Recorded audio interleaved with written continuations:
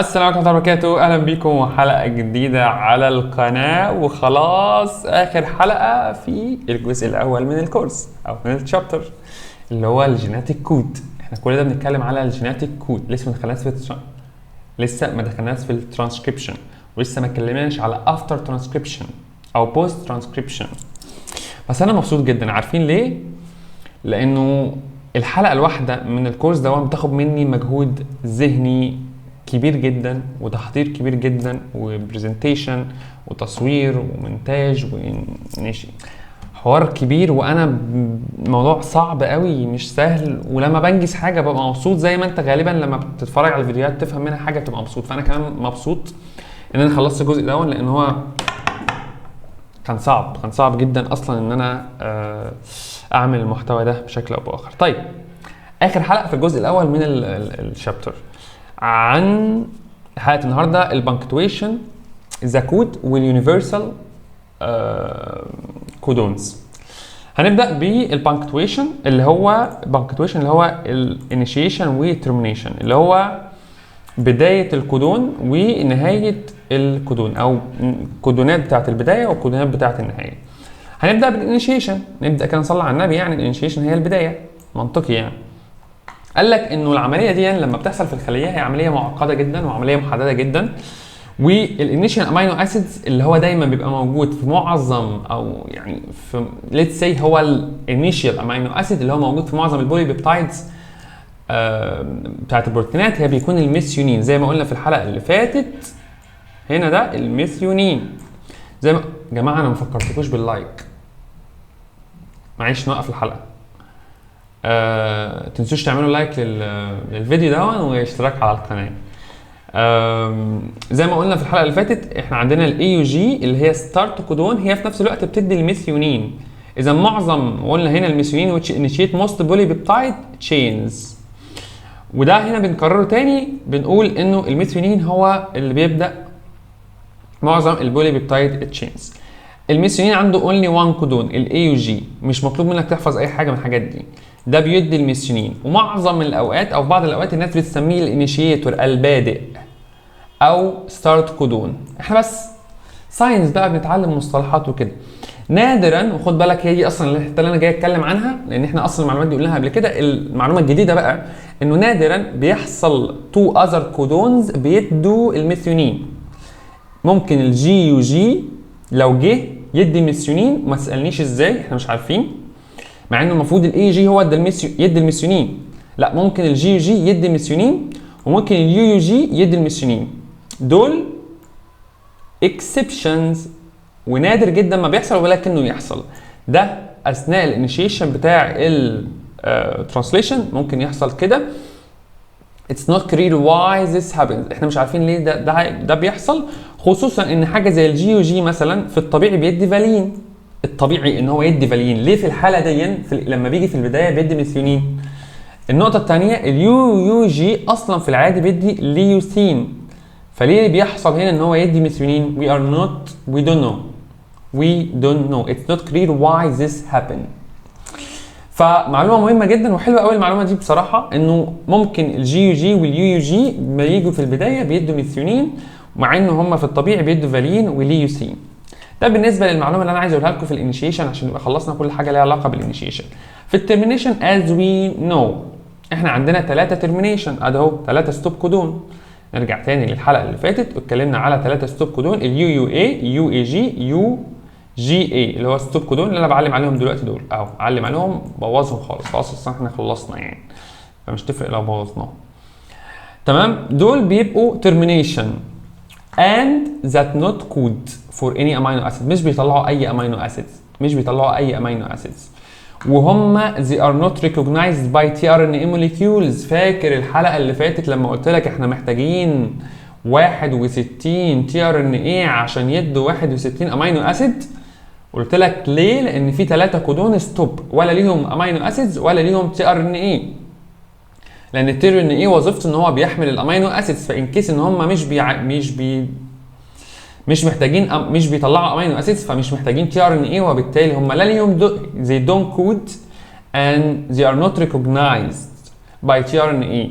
فقط هم termination signal عشان نوقف العمليه دي. النقطه المهمه هنا واللي انا جاي اقولها لك النهارده، لان الكلام ده برضو قلناه قبل كده، mutation that produce any of these three codons بتؤدي الى termination.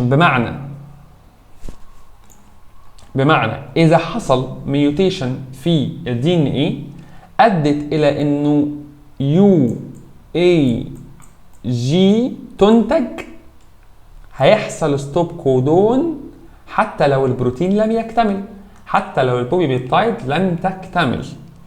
اذا تواجد اليو اي جي حتى لو في نص البولي بيبتايد، حتى لو باي طريقه حصلت طفره ادت انه اليو اي جي او يو جي اي يتوجدوا في نص الام ار ان اي مش في اخره، هيحصل توقف لعمليه الترانسليشن، لانه دي سيجنال ادت الى توقف العمليه، وده حصلت نتيجه الميوتيشن. فاذا حصلت ميوتيشن ادت الى وجود دول في نص الام ار ان اي، في اخره، في اي حته، في بدايته، ايا كان يعني، او في بداياته، مش في بدايته، في بداياته يعني في اول 10 نيوكليوتايدز هيحصل توقف للعمليه. ولما بيحصل توقف للعمليه دي بنسميها نون-سنس ميوتيشن.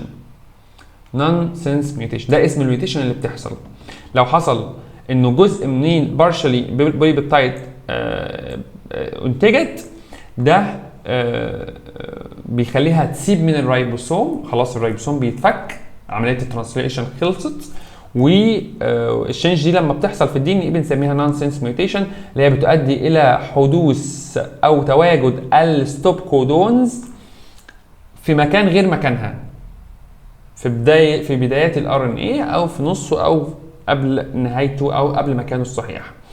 طيب كده خلصنا اول حته، البانكتويشن ذا كود اوف ذا انيشيشن اند تيرمينيشن كودونز. النقطة الثانية اللي جاي اقولها لك النهارده وخلاص قربنا نخلص الحتة دي، هي ان ذا جينيتيك كود از نيرلي يونيفرسال. قال لك نيرلي يونيفرسال، مش يونيفرسال بشكل عام. فاكرين في اول حلقة لما كنا بنتكلم على فيتشر اند كاركترستكس اوف جينيتيك كود، لما قلنا 9 صفات، كنت ساعتها قلت لكم ايه؟ الجينيتيك كود از يونيفرسال. اطلع فوق تاني واطلع السلايدز؟ مش هعمل كده، انا هخش على الموضوع على طول. ايه الفكره؟ قال لك انه سنه ما بين 1960 ل 18 سنه، يعني 1978 الناس كانت بتاسيوم ان الجينيتيك كود يونيفرسال. يعني ايه يونيفرسال اصلا؟ يونيفرسال يعني ايه يا محمد؟ هات لي بس الكاميرا دي كده عشان احس ان انا مش مرتاح.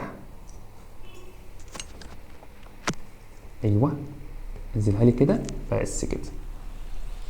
قال لك يعني ايه يونيفرسال؟ يعني نرجع نتكلم كلام ناس بني ادمين عاديين.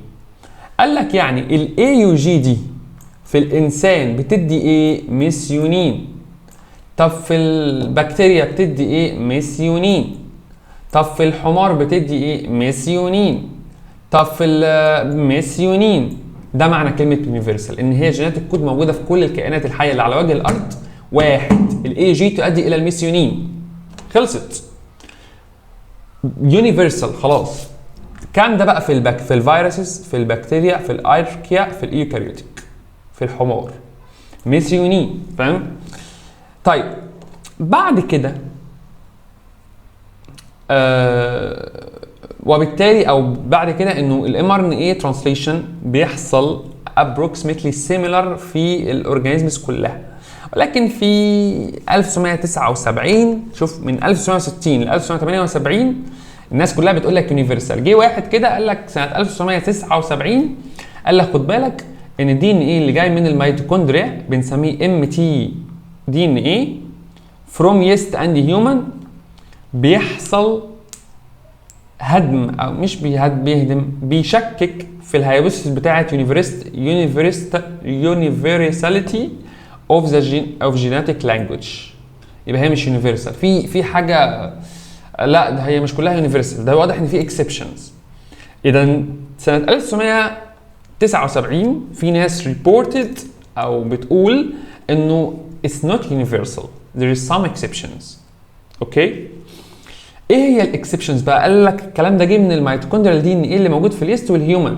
واحد يقول لي ايه الدي ان ايه اللي موجود في اليست والهيومن دي؟ اقول له بص كده انت محتاج ترجع لاول الكورس، انه الدي ان ايه موجود في النواه، موجود في الميتوكوندريا، موجود في النواة وموجود في الميتوكوندريا. طيب ايه الاكسبشنز دي بقى؟ قال لك انه عندنا اكتر من اكسبشن. اول حاجه مثلا فور اكزامبل الايزوليوسين الطبيعي بتاعه ان هو AUA، ده بيدي ايزوليوسين في السيتوبلازم، بيدي ايزوليوسين في السيتوبلازم، وبيدي ميثيونين في الميتوكوندريا. اذا اتس نوت يونيفرسال، لان هو AUA نفس الكودون بيدي ايزوليوسين في حته وبيدي ميثيونين في حته ثانيه. ده رقم واحد.